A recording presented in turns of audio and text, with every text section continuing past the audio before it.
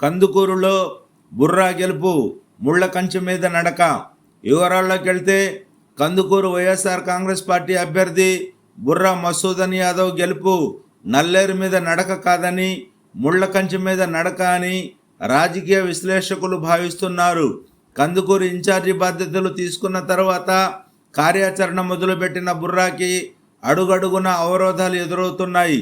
ఇటు మహేందర్ రెడ్డి కానీ, తూమటి మాధవరావు కానీ సహకరించమని ఖరాఖండిగా చెప్పడంతో బుర్రా పరిస్థితి అడకత్తెరలో పోక చెక్కలా మారిందని పరిశీలకులు భావిస్తున్నారు.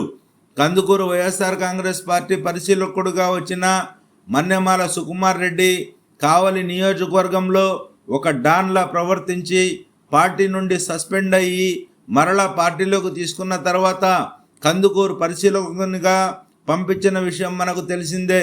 కొంతమంది మానుగుంట వ్యతిరేక వర్గంగా ఏర్పడిన వారు ఇరగదీస్తామని బీరాలు పలికిన వాళ్ళు కనీసం బుర్రాని కలవలేదంటే ఇక్కడ పరిస్థితి ఎలా ఉందో అర్థం చేసుకోవచ్చు. ఈ పరిస్థితులు చూసి ఈ నియోజకవర్గానికి ఎందుకు వచ్చాన్రా బాబు అని బుర్రా మదన పడుతున్నట్లు సమాచారం. రఫీ, నూరి ఛానల్ కోసం.